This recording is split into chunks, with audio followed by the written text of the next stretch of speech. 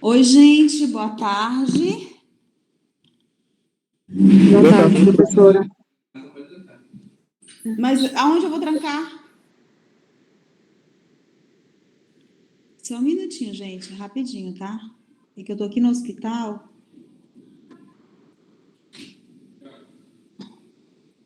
Oi, que chave?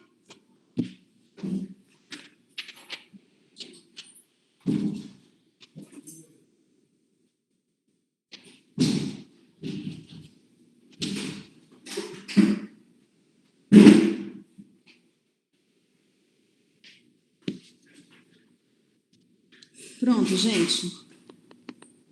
Tá todo mundo aí? Como é que vocês estão? Como é que vocês estão, gente? Por onde seria bem, professora? Tá. Tomara que minha internet funcione. Eu tô aqui no hospital. Gente, então, vamos conversar um pouquinho hoje, né, sobre a síndrome hipertensiva na gestação, tá? Eu vou apresentar aqui para vocês, deixa eu só. Deixa eu ver se vai deixa eu ver se vai aparecer aqui para vocês.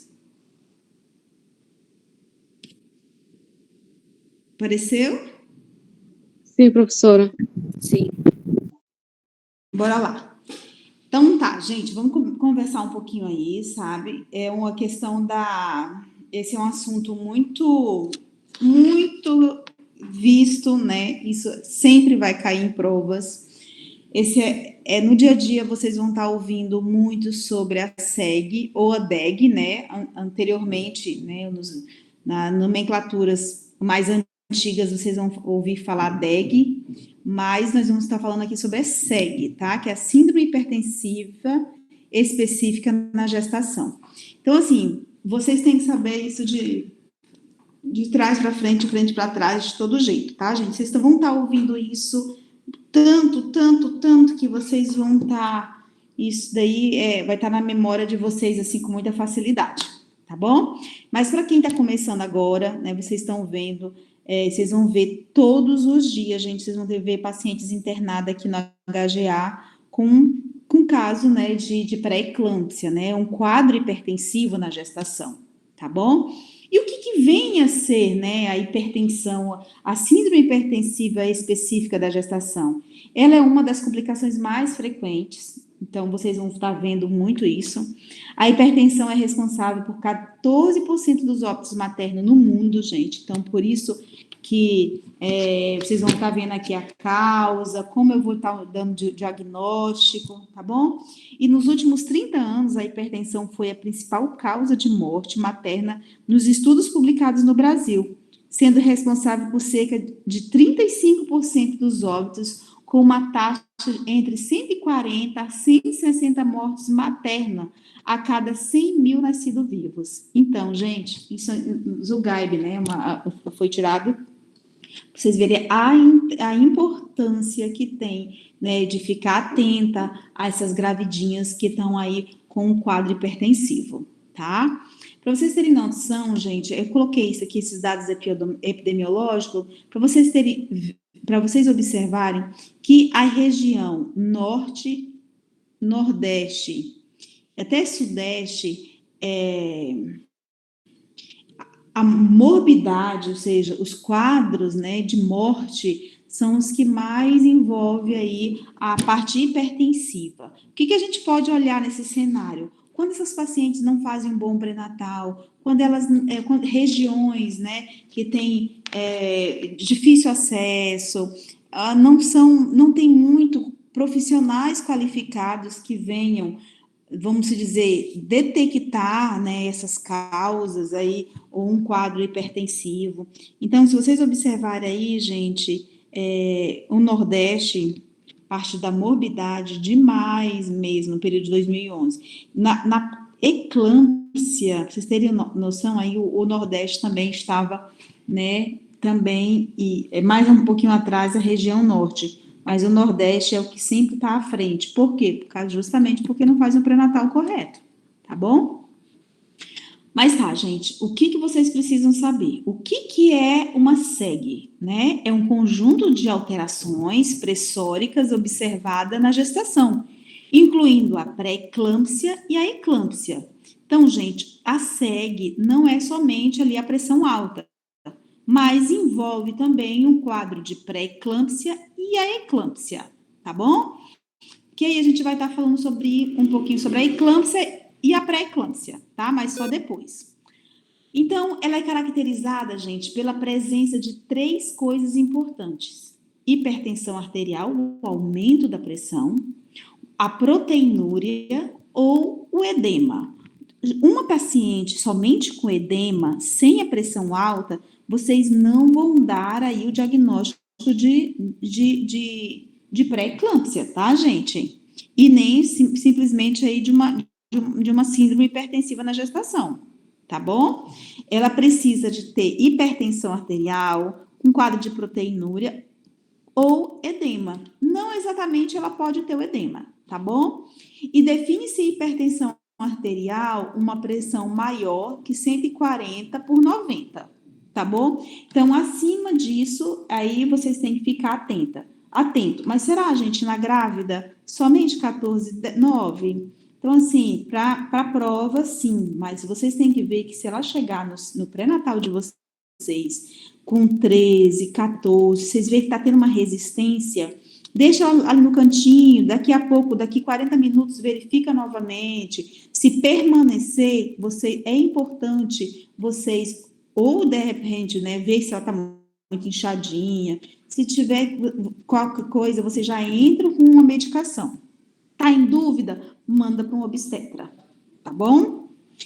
Gente, olha, eu não gosto de ficar falando sozinha, vocês podem conversar também, viu? Tá todo mundo aí ouvindo, gente? Sim, senhora. Parece que no meu tinha 22, eu não sei se entrou todo mundo.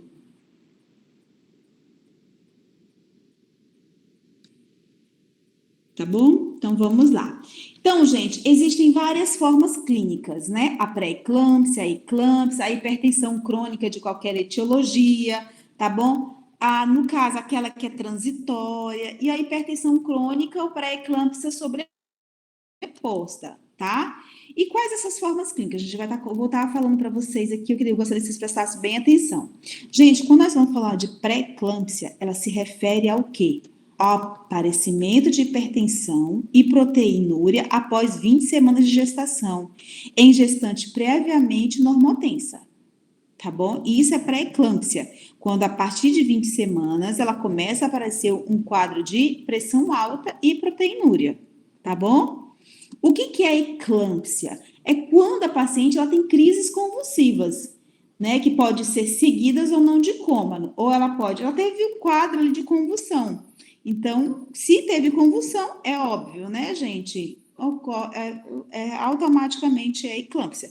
E aí, gente, a paciente teve um quadro de convulsão lá que ela relatou lá na casa dela e de repente vocês mandam ela de novo para casa? Não, ela tem que ficar internada, tá bom, gente? É importante destacar que algumas pacientes, ela tem aí alguns quadros de doenças, né, que envolvem um quadro aí de convulsão, então tem que saber distinguir aí essa diferençazinha, tá bom?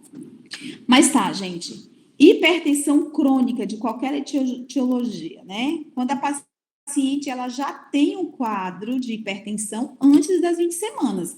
Nós chamamos de hipertensão crônica ou hipertensão sobreposta, tá, gente? É aquelas pacientes que já teve pressão alta já antes das 20 semanas. Se ela teve 20 semanas e ela não sabia, porque ela já tinha, né? Tem umas que não sabem. Ela já era uma hipertensão crônica, tá bom? E a hipertensão gestacional ou transitória? Gente, geralmente é essas que vêm já no último trimestre, né? Um quadro leve, desenvolve na parte final da gestação. Geralmente vocês vão ver muito isso daí demais aí, sem a presença de proteinúria ou de outros sinais de pré-eclâmpsia, por exemplo. De repente ela chega e fala assim, doutor, eu tô com dor embaixo do ventre. Teve pressão alta? Teve alguma comorbidade no seu pré-natal? Não, doutora, foi tudo tranquilo. Mas quando você vai ver, pressão tá 15, tá 16. Às vezes ela tá um pouquinho ansiosa, mas geralmente, gente, tem que ficar atento, porque às vezes é transitória. É ali nos últimos dias, ali, já às vezes ela começa a entrar naquele pródromo de trabalho de parto, ela já começa a apresentar um quadro já de pressão alta, tá bom? Quando a gente fala hipertensão crônica com pré-eclâmpsia sobreposta, gente, a hipertensão essencial, ela é preexistente, como eu falei para vocês, né?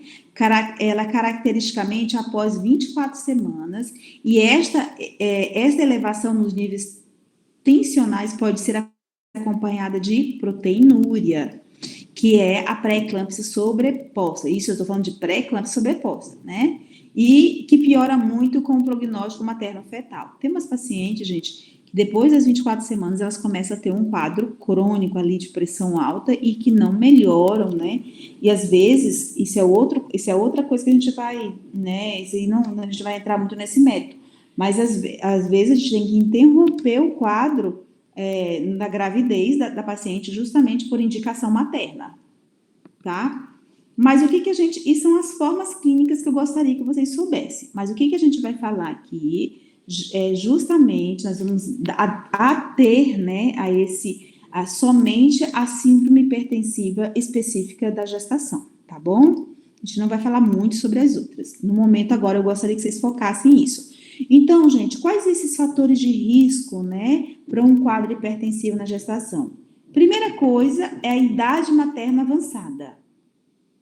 Pacientes a partir de 38 anos, né, que já tem um quadro já avançado, paciente tem 40, 42 anos, isso tem que se atentar muito, por mais que ela não tenha pressão alta, mas é importante vocês pedirem para ela mapa pressórico, sempre acompanhar essa paciente para ver se ela não tem risco, se ela tem histórico na família, né, se a irmã ou se a mãe dela ou alguém muito próximo, né? Assim, histórico na família, se ela já tem um quadro de pressão alta, né? Já diagnosticado a mãe ou o pai, isso, gente, é um quadro que já eleva 14%. Obesidade, mulheres que têm um quadro de obesidade, vocês têm que ficar atenta, né? Outra situação, gente, mulheres com múltiplas gestações. Às vezes ela fala, doutora, eu já tive 5, 6 filhos. Então, vocês têm que se atentar para esses casos, porque, gente, uma gestação, eu sempre falo, não é todas iguais, né? Quanto mais gestação a paciente vai tendo, mais risco ela vai ter, inclusive de apresentar um quadro hipertensivo, tá bom? Mulheres com histórico de doença trofoblástica gestacional também. Pacientes que eu tive um histórico lá de pré-eclâmpsia na minha primeira gravidez, então vocês têm que se atentar com isso também. Histórico de pré-eclâmpsia, tanto leve como grave, qualquer um desses, cada vez que se for grave, o risco de recorrência já é de 30 vezes maior. Diabetes mellitus, doença renal, colagenose, trombofilias. Então, essas pacientes de alto risco, vocês têm que se atentar mais ainda para um possível quadro de hipertensivo. E qual a causa, né? Qual a etiologia, gente? Então, assim, qual a etiologia? Como isso ocorre? Por que vai ocorrer? Gente, essas pacientes, né, que têm já um quadro comprometido, é devido ao quê? A uma deficiência da invasão da segunda onda trofoblástica, onde os trofoblastos ali, eles vão estar o aumento da proliferação, e quando vem a segunda onda, ele vai estar invadindo e havendo um aumento ali vamos dizer, de vascularização, levando um quadro de deficiência, tá? Então, assim, isso tem quadros mais leve, moderado e grave. Então, isso como vai dificultar a oxigenação placentária, cada vez que aumenta a pressão ali do vaso, ele vai diminuir a oxigenação, Por isso que, qual é a causa? Qual é o problema de uma paciente dessa, gente? A moléstia, né? Alguns livros falam sobre isso. A moléstia da grávida é a placenta. A doença toda está ali na placenta. Por isso que quando a gente retira a placenta, começa a retornar, começa tudo voltar novamente, né? Por quê? Porque você tirou a placenta, você tirou o que está causando a deficiência dessa invasão trofoblástica, né? Então, por isso que vai melhorando. Mas o que pode levar à deficiência são o quê? A alimentação da paciente, os fatores imunológicos dessa paciente, a lesão endotelial e alterações inflamatórias daquele local, a predisposição genética, pacientes como que já tem um quadro de obesidade, como eu falei para vocês, pacientes negras, tá, gente? Paciente que já tem né, histórico na família. Então, tudo que vem é predisposição genética também vai aumentar esse risco maior aí de haver um quadro de pré-eclâmpsia, de síndrome hipertensiva na gestação, tá bom? E os fatores ligados à angiogênese, né? Que é como eu falei para vocês, é a formação aonde vai haver a formação de novos vasos ali locais, né? E vai haver o comprometimento ali placentário. E vai cada vez mais comprometendo ali o quadro de oxigenação e o risco fetal, né? Então, por isso que é importante manter o quê? O controle da pressão. Se ele controla, automaticamente manda mais oxigenação, melhora e estabilizando a pressão, o quadro, né? A parte ali placentário vai melhorando, tá? Claro que se ela fazer algum deslize, né? Eu comi muito, eu aumentei a minha parte da ingesta, eu tô comendo muito, eu tô engordando. Então, gente, tudo isso vai piorando cada dia mais o quadro ali da paciente. Como eu vou diagnosticar? Gente, o diagnóstico, ele é clínico laboratorial. Você olha para a paciente, eu até falo para os meninos, gente, ela abre a porta, na hora que entra, que você olha, ele é clínico. Você olha, você já tem uma imagem daquela paciente. Gente, é incrível, elas têm um pouquinho de edema. Não, vocês têm que ficar atento aí a pressão dela. A pressão tá boa, doutor, tá ótimo. Gente, não custa nada vocês pedirem um mapinha, né, pressório, para ela ficar avaliando de manhã, tarde à noite. Eu não tenho condição. Bom, gente, problema. Nossa parte como médico é solicitar, tá bom? O paciente não tem condição. Gente, o juiz não vai querer saber se o paciente tem condição ou não, ele vai querer culpar você. Então, assim, tem dúvida? Peça, tá bom? Mas o que vocês têm que ver? É importante alguma clínica, tá? A clínica do paciente aí é soberana. Lembrando, gente, que existe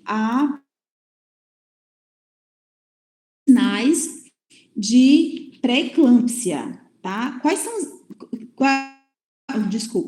os sinais de iminência de eclâmpsia? Gente, iminência de eclâmpsia. Gente, vocês estão prestando atenção em mim? Vocês estão prestando atenção no que eu tô falando para vocês? Vocês estão tudo caladinho? Sim, professora. Olha, tô ligada em vocês. Olha, gente, tô brincando, mas é porque eu quero que vocês fiquem atentos. Gente, nós estamos falando sobre a síndrome hipertensiva na gestação, porque às vezes eu fico repetindo essas coisas para vocês entenderem. Alguns pegam com facilidade, outros não pegam tanto, tá? Então, por isso que às vezes repete. Tá, nós estamos falando sobre síndrome hipertensiva na gravidez. Quando é que a paciente já tem sinais de iminência de eclâmpsia?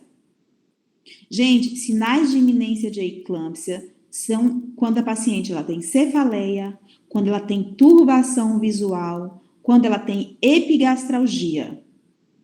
Tá bom? Então, ela tem cefaleia, algumas coisas vocês podem anotar: cefaleia, turbação visual ou epigastralgia. Então, isso daí já é sinais de iminência. Quais é essa iminência? Que ela pode, a qualquer momento, convulsionar.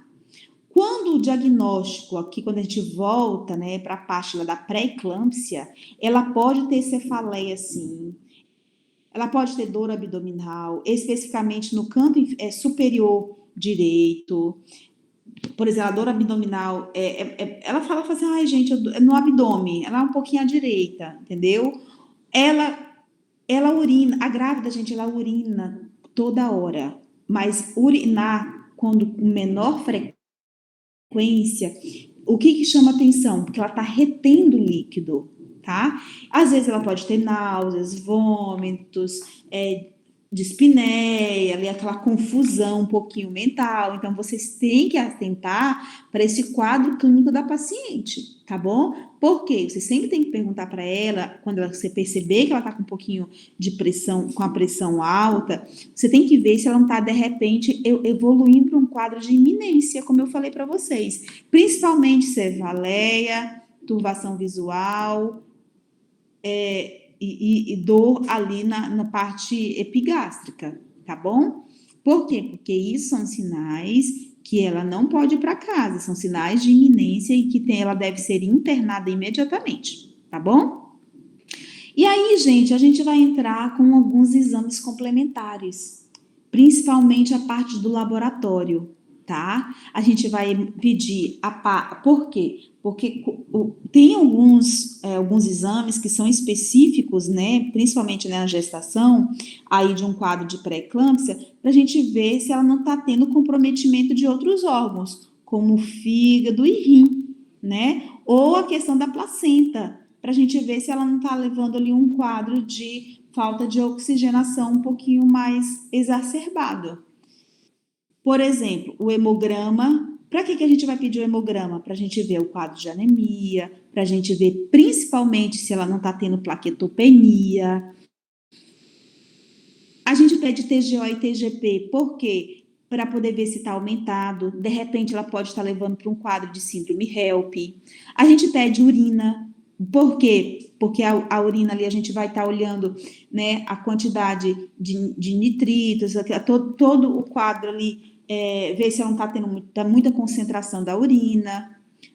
A ureia e creatinina, concentração, para a gente ver como é que está o quadro renal dessa paciente, bilirrubina total e frações, né, que é a parte das bilirrubinas para ver se não está aumentado.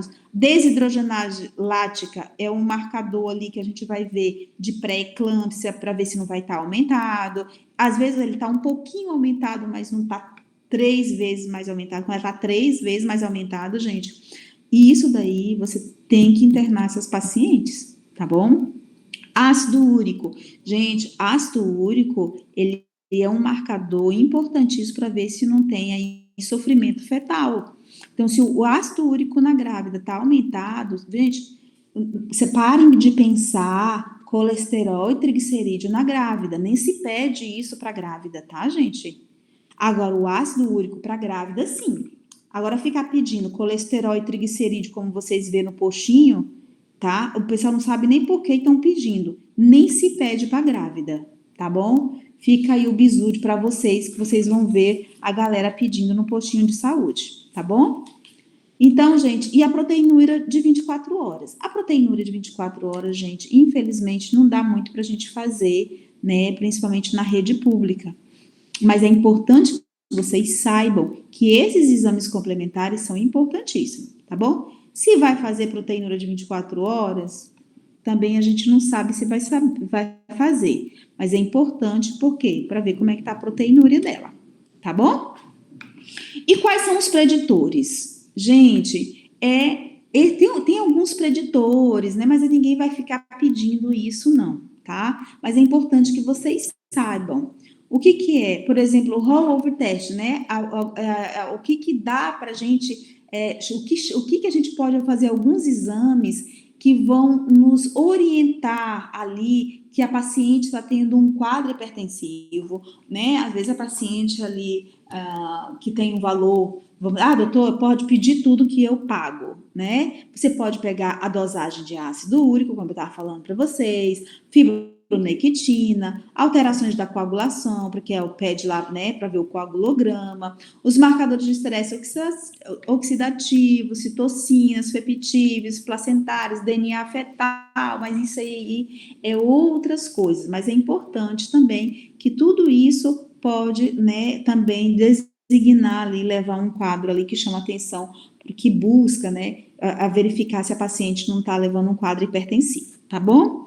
O Doppler das artérias uterinas, gente, ele é importante, pode pedir, tá? Vocês estão em dúvida, vocês podem pedir vocês, assim, né? É importante que saibam que a partir das 28 semanas, vem a ser importante, principalmente quando a paciente já teve um histórico anterior, tá bom? Ele tem um elevado valor preditivo negativo, tá bom? Detecção de alguns fatores antiogênicos também são importantes com o SFLT1 e o SIND, que só para vocês saberem que são existentes e que podem, né, detectar. A relação entre os fatores antiogênicos e os pró-antiogênicos. Não vem ao caso aqui de citar, mas é importante que, né, são alguns preditores que podem ser feitos alguns exames, né, solicitados.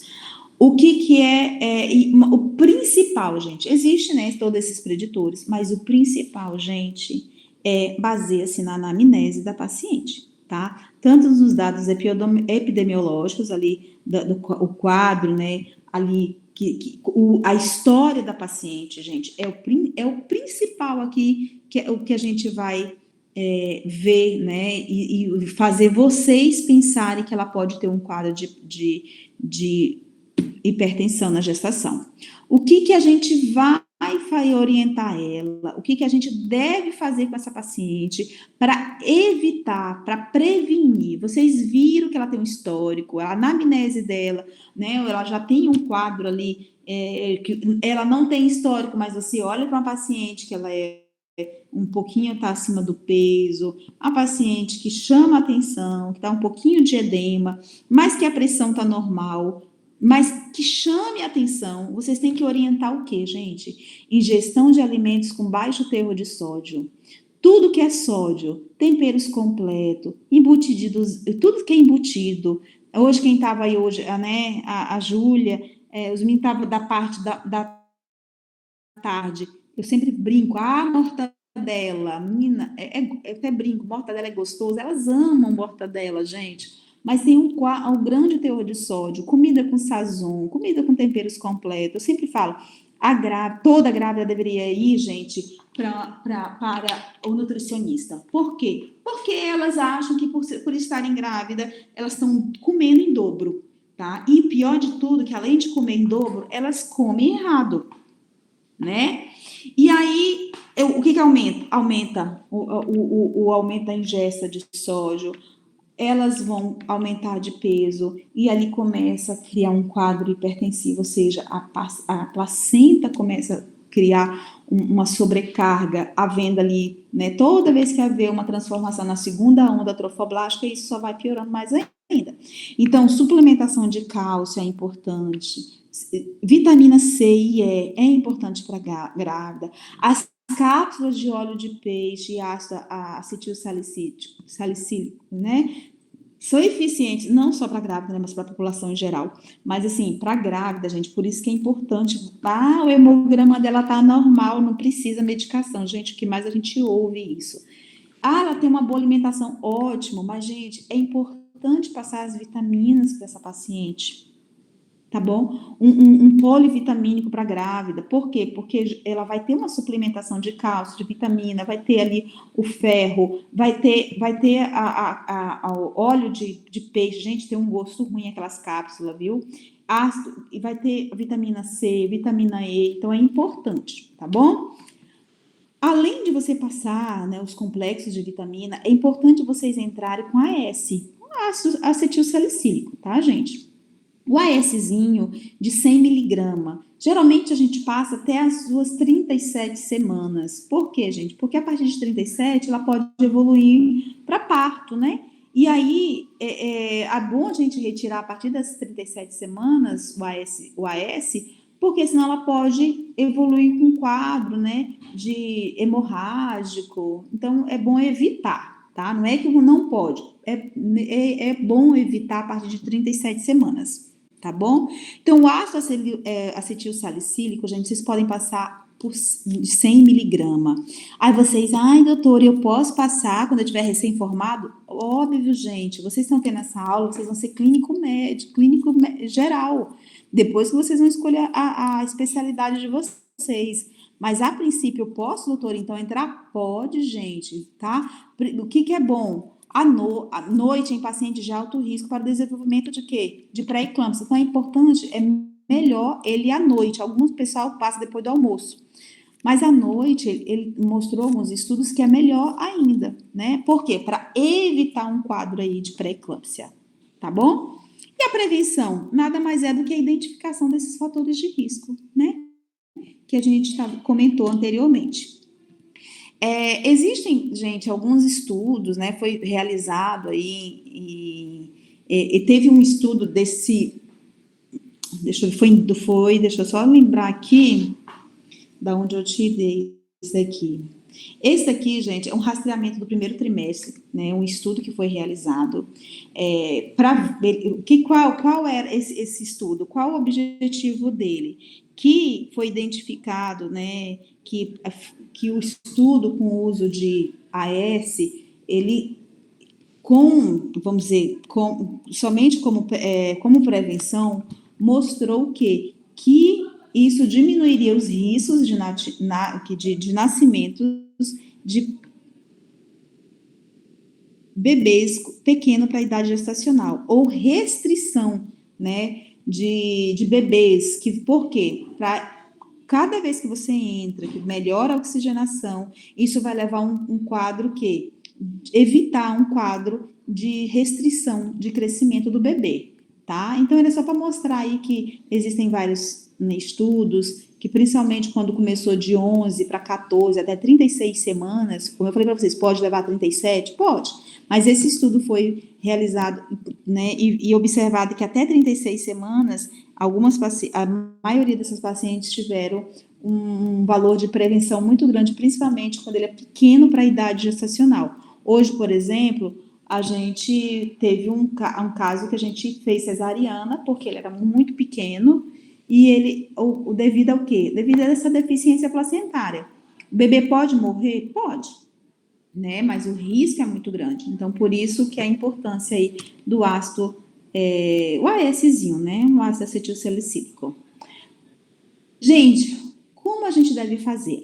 Chegou lá a paciente com pré-eclâmpsia lá no postinho ou no hospital que vocês estão. Gente, o decúbito lateral esquerdo da paciente, ela vai ver o quê? Uma descompressão ali na veia cava e vai haver uma melhor, né, oxigenação placentária, tá bom?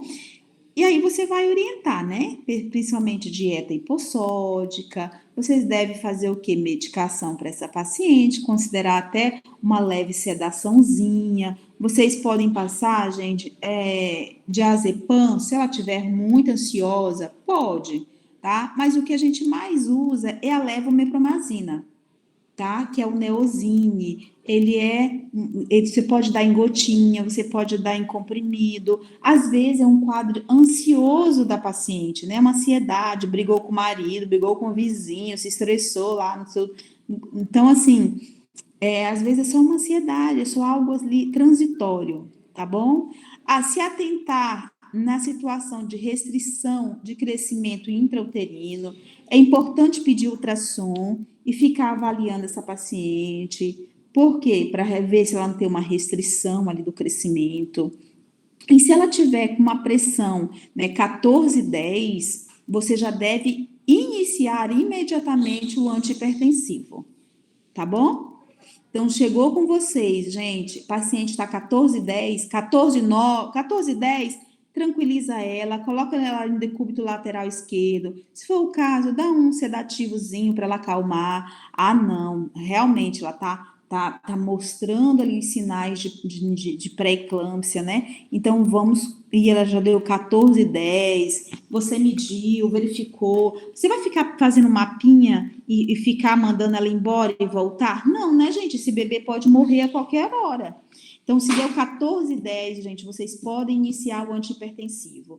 E qual é a dosagem mínima? Qual é a dosagem que a gente começa, inicial? Gente, nós vamos começar a metildopa 250 miligramas, tá? De 8 em 8 horas, e a gente vai reajustando conforme vai aparecendo ali o quadro hipertensivo. O metildopa, gente, ele varia de 750 miligramas até 2 gramas dia via oral.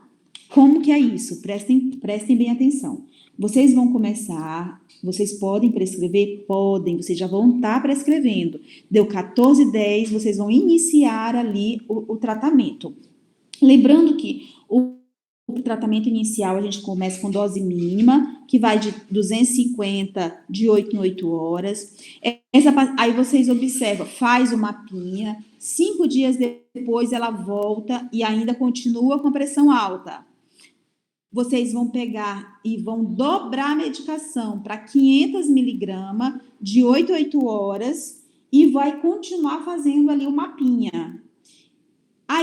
E isso lembrando que vocês têm que orientar quanto à alimentação, quanto uma leve caminhadinha, quanto aos controles emocionais. Pode falar. Eu vi que eram 3 tipos, né, da metildopa, na verdade, 3 tipos de aplicação, né, que é essa primeira que a senhora falou, 250 de 3 em 3 horas, depois 500 de 4 em 4 horas e depois 500, se não resolver, 500 de 3 em 3 horas. Só que não diz a quanto tempo tem que tomar, até ter o bebê? Gente, vocês vão começar, vocês vão fazendo e sempre ela vai estar medindo a pressão. De acordo com o mapinha que vocês vão estar reajustando, certo?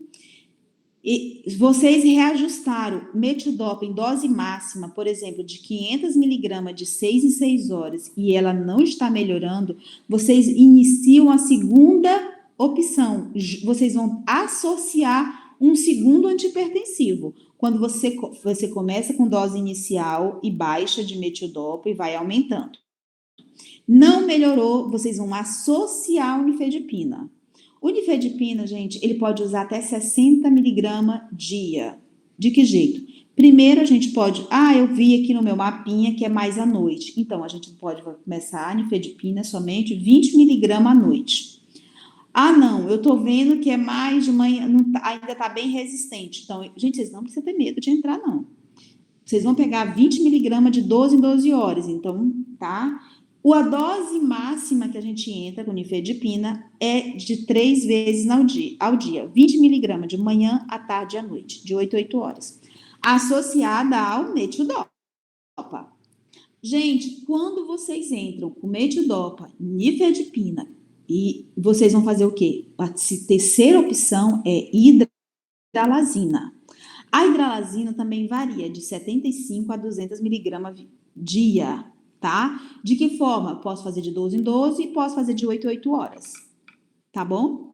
Posso fazer até de 6 em 6 horas. Só que, gente, vamos analisar. O paciente está com metildopa, já está indo para nifedipina. Vocês vão ficar olhando para a cara dessa paciente? Gente, mande ela para o hospital, mande ela para um pré-natal de alto risco, mande ela para um obstetra, mas isso é bomba, vocês não vão ficar, vocês iniciam a medicação e fale para ela, olha, procure um pré-natal de alto risco. Por quê? Porque ela é pré-natal de alto risco. Se ela tem pressão alta, se ela tem diabetes, se ela tem qualquer doença, ela já passa a ser o quê? Alto risco. Então, eu quero que vocês entendam hoje, gente, que vocês têm que diagnosticar essa paciente e eu quero que vocês saibam, pelo menos, começar o antihipertensivo e encaminhar essa paciente. Pelo menos isso. Agora, vocês achar que a paciente está com pressão alta, achar isso ou aquilo e não ter conduta nenhuma, gente, isso não é médico. Tá? Eu quero que vocês saibam, como médico, eu quero que vocês comecem a entender que o médico, ele precisa de ter o quê? Fazer o diagnóstico e pelo menos saber iniciar o tratamento. É o mínimo que um clínico pode fazer. Doutor, eu não sei acompanhar essa paciente. Beleza, mande para um clínico, mande para um obstetra, mande para o alto risco. Para a prova, gente... Essa medicação vai ser até... Não lembro se a senhora respondeu. Essa medicação que ela vai estar tomando, tipo, se estiver melhorando, eu cesso a medicação ou é até o bebê nascer? Não, Não, gente, ela mantém. Ela vai Até o final da tomar gestação. até o dia até terminar, até tirar a placenta. O problema não é a placenta? A doença não é a placenta? Então, ela fez o parto hoje. Às vezes tem mulheres que melhoram imediatamente, mas isso cabe ao hospital lá, a internação, que vai acompanhar. É na alta, é lá no puerpério que a gente vai saber se ela vai para casa com medicação ou não. Tá bom? Ela vai tomar essa medicação, teoricamente, até o dia do parto. Beleza? Perfeito. Se ela vai, Obrigado. se ela vai continuar depois, aí é lá no puerpério que vão decidir. Tá bom? O que eu quero que vocês saibam, gente, qual é a primeira escolha? Primeira escolha, gente, é metildopa. Eu não vou entrar aí com captopril, nifedipina. Primeira escolha, não, tá? Primeira escolha, gente, na grávida é metildopa. Qual é a segunda escolha? Nifedipina. Qual é a terceira escolha? Hidralazina. Gente, eu iniciei, a paciente já está com dose de 3 antihipertensivos e não está melhorando. Qual a indicação? Eu iniciei com metildopa, entrei com nifedipina e agora estou com hidralazina. Gente, o paciente está com 34 semanas. O que eu faço? Prematuríssimo. O que eu faço? Creio que encaminha. Faço encaminha para o parto, né? Não, sim. Eu estou lá no hospital, né? Estou aqui no HGA. Então, eu vejo se ela fez o corticoide, tá? Que é a maturação pulmonar. Se ela fez já 24 horas, ou 48 horas, se ela fez 2 dias em seguidas, eu indico o quê, gente? Cesariana. O parto. Eu vou induzir para nascer parto normal? Não, gente. Eu vou resolver. Eu vou tirar a moléstia. Desculpa essa expressão, tá, gente? É um pouquinho pesado, mas o que é a moléstia? A causa? É a placenta. Então, eu tenho que indicar, eu tenho que tirar essa placenta. Então, eu tenho que indicar cesariana. Não está melhorando, tem que tirar o bebê. Tá bom, tá, gente? Porque senão vai entrar em sofrimento fetal. Ou esse bebê ele vai ficar com restrição intrauterina, ele vai, ele não vai desenvolver, ele não vai pegar peso, esse bebê vai ter problema. Pode falar. Assim, então a gente faz o acompanhamento com essa paciente e se a gente notar que ela não está tendo uma redução a partir da 28ª semana, a gente já vai entrar com corticoide? Pode entrar com corticoide a partir de 28 semanas. E vocês podem mandar uma cartinha por pré-natal. Realizado corticoide por 28 semanas, tal, assim, caminho para o pré-natal de alto risco. Okay, isso é importantíssimo. Se for o caso, coloque lá na caderneta dela, realizado corticoides nos dias tal e tal. Viu? Professora, só mais uma dúvida. Aí, o Matheus falou 28 semanas, certo? Para que, por exemplo, chegue uma gestante lá com até 28 semanas que ela vai chegar com esse quadro hipertensivo, não está melhorando, aí dá a betametasona, só uma dose e já encaminha para cesárea. Foi isso que tá certo? É assim, gente, condutas obstétricas, aí é já mais do obstetra, tá?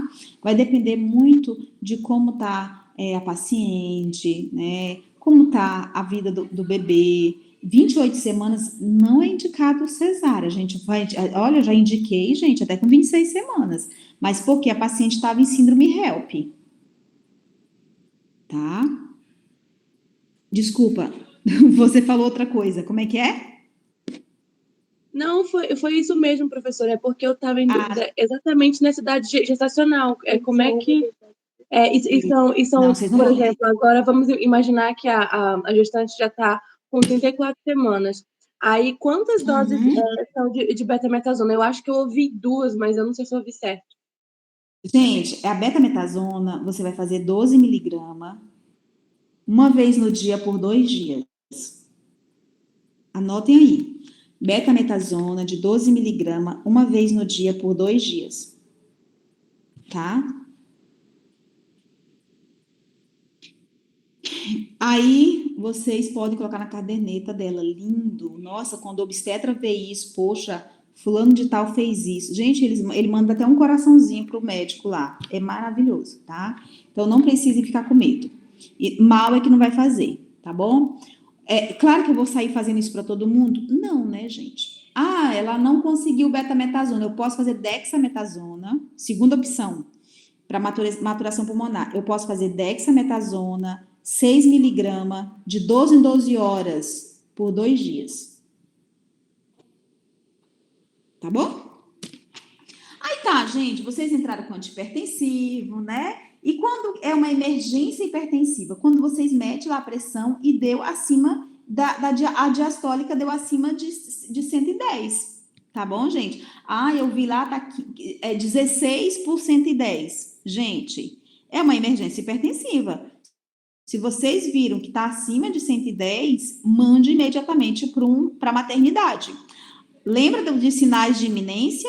Pressão alta, cefaleia, epigastralgia, distúrbios visuais. Gente, é incrível que elas falam, doutora, eu estou vendo estrelinha. Então, é importante esses dados da paciente, tá? Doutora, eu estou vendo estrelinha, eu não estou enxergando direito. Gente, imediatamente, mande para uma emergência hipertensiva, tá? Que é ali a maternidade, tá bom? Atentar para esses sinais. E qual é o tratamento de emergência hipertensiva? Imediatamente, deixo essa paciente em decúbito lateral esquerdo, passo o acesso venoso e eu vou fazer hidralazina de 5 miligramas. Gente, eu faço dose máxima 30 miligramas. Eu faço hidralazina de 5 miligramas agora, daqui 20 minutos depois mais 20 minutos. Tá bom? E eu faço hidralazina, ou imediatamente você não está ali, né, na emergência, mas se você tiver hidralazina, você já pode fazer 5 miligramas e mandar ela para né? Ah, eu tô lá no interior, lá não sei das quantas, ela vai. Ah, eu tô lá em Medicilândia, e ela vai 90 quilômetros, tá indo para Altamira. Gente, faça hidralazina e mande ela. E em que casos eu vou fazer hidralazina? Quando a parte do paciente, gente, estiver acima de 160 por 110. Tá bom? Eu só faço hidralazina endovenosa. Presta atenção, gente, nem tudo tá nesses slides. Por isso que eu gosto que vocês leiam, tá? Principalmente o Zugaib. A gente só faz hidralazina na paciente quando ela tá no hospital, tá? E quando a pressão tá 160 por 110. Aí eu faço uma hidralazina, 5 miligramas. Lembrando que eu posso fazer até dose máxima, até 30 miligramas nessa paciente. Não só de uma vez. Eu faço 3 doses. Eu faço 20 minutos agora, depois 20 minutos, depois mais 20 minutos. Tá bom? Se essa paciente, ela tá tendo iminência de eclâmpsia, quais são os sinais de iminência? Cefaleia, epigastralgia, distúrbios visuais. O que eu vou fazer? Eu vou sulfatar a paciente. Eu vou fazer uma profilaxia de eclâmpsia para ela não convulsionar. Se ela tem sinais de dor de cabeça, epigastralgia, turbação visual, e ela está me apresentando isso, eu entro com sulfato de magnésio. Tá bom, gente? O sulfato de magnésio é outro parâmetro aí que a gente vai iniciar, mas eu não vou estar citando muito aqui para vocês. Tá bom? É muita informação. Eu quero que vocês saibam diagnosticar e como eu vou começar a tratar, viu? Então, eu vi que ela está com sinais de iminência e, né, eu inicio ali o sulfato de magnésio, existe um protocolo específico que eu vou estar citando lá para vocês, tá bom? E qual é a conduta obstétrica na pré-eclâmpsia, gente? Ela pode... Oi, pode falar. Eu considero um desses sinais ou preciso ter todos para eu começar? Gente, vocês têm que ver que às vezes só um desses já é importante. Só que vocês têm que ver que uma cefaleia, às vezes ela já tem enxaqueca. A cefaleia é occipital, nuca, e não frontal, viu? Vocês têm que ver que essas pacientes, às vezes, é só queixosa, brigou com o marido, quer chamar atenção e fica falando, eu tô com dor de cabeça. Vocês têm que ver a paciente se realmente condiz com a pressão um pouquinho alta, se ela realmente está enxergando direito. Ela demonstra, viu, gente? Não adianta ela só citar para vocês. A paciente ela tem que demonstrar. tá? Então, por isso requer aí um lift, um pouquinho, o obstetra, o médico, ele tem que ter uma pulguinha atrás da orelha, né? Você tem que ficar atento, porque senão tu vai sulfatar sem necessidade. Eu já peguei casos que a paciente queria chamar a atenção do marido e não precisava nada de sulfato, tá bom? Gente, pré-eclâmpsia leve, vocês fazem acompanhamento ambulatorial semanal, uma vez por semana. A gente pode fazer proteinura de fita, que ela fica medindo ali a fitinha, tá? E vitalidade fetal. A vitalidade fetal, gente, principalmente é o cardiotoco. Nem todo lugar tem cardiotocografia, tá bom? O que a gente vai fazer? Ultrassom, para a gente ver o crescimento fetal, a função placentária, a atividade biofísica fetal. A atividade biofísica fetal é quando a gente faz cardiotoco. O perfil biofísico fetal é algo que a gente vai ver a vitalidade fetal e do líquido amniótico. E o perfil biofísico, gente, já é parte obstétrica, não é vocês, tá? Mas eu quero que vocês saibam que tem que ver esse quadro aí vocês têm que acompanhar semanalmente essas pacientes. E com Doppler, né? Uma ultrassom com Doppler aí a partir de 34 semanas é semanal. Ai, doutora, eu não tenho dinheiro. Gente, uma ultrassom com Doppler, eu não sei se é R$400, eu não sei se é 250, eu não sei. Mas é semanal, imagina, gente, essas pacientes vão ficar toda semana fazendo exame, tá bom? Por isso que, na dúvida, mande para emergência e lá eles se viram. Ou mande para o pré-natal de alto risco, tá, gente? Gente, o parto, ele pode até 40 semanas? Pode, né? Pode. Só que desde que esteja o quê? Numa pré-eclâmpsia leve, controlada, tranquila, né? Então, se a paciente não teve uma pré-eclâmpsia, não chamou atenção ali de muita dor de cabeça, que ela tá indo bem, se ela tá controlando bem, ela pode ter até parto normal, viu? E quando é grave, gente, vocês viram que ela tem algum quadro grave, vocês vão fazer a internação dessa paciente. Na internação, a gente vai verificar a vitalidade fetal, ultrassom para a gente ver o crescimento fetal, se está tudo bem, se não está, se é um pequeno ou uma restrição de crescimento, e a gente vai interromper a gestação dependendo do quadro.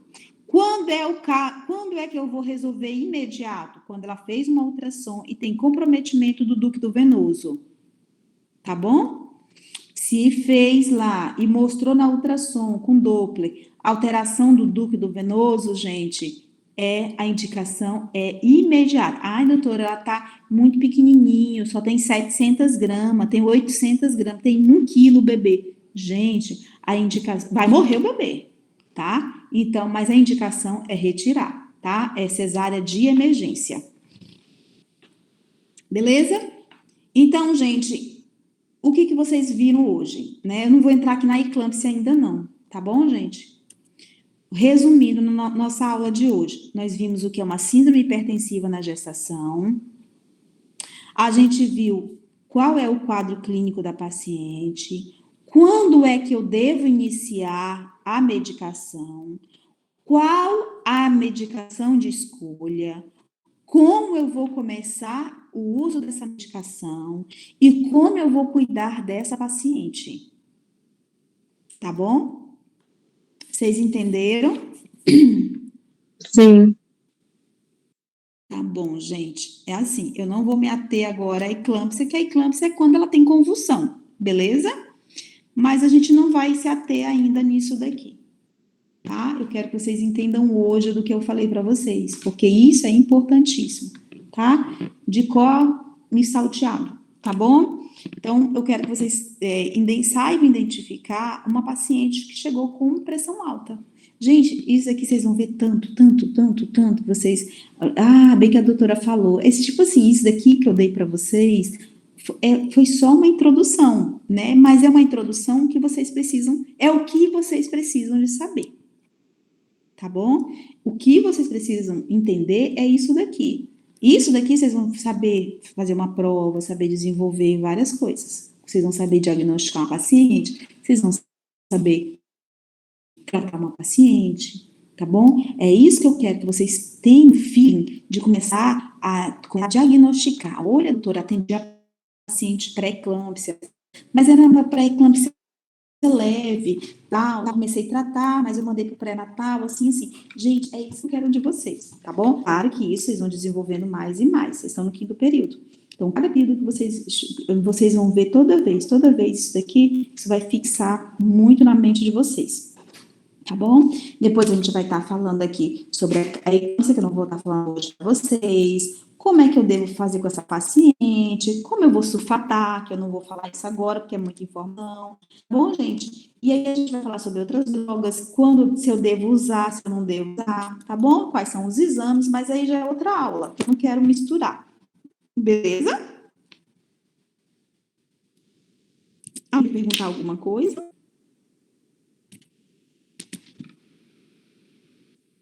Vocês estão listinhos?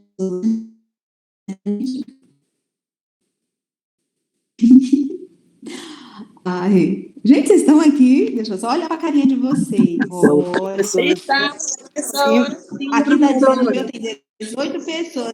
Olha, tô de olho em vocês. Gente, vocês têm que tomar umas vitaminas. Vocês estão muito... Tá? Gente, tá bom? É uma boa semana, tá bom?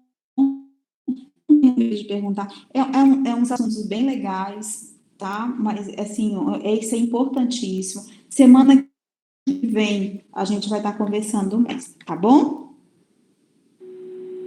Tá Um abraço certo, para vocês, tá, gente? Obrigada. Tá, tchau, tchau. professora, Com Deus, tchau. tchau. Tchau, professora. Obrigada. Nada, gente. Tchau, tchau.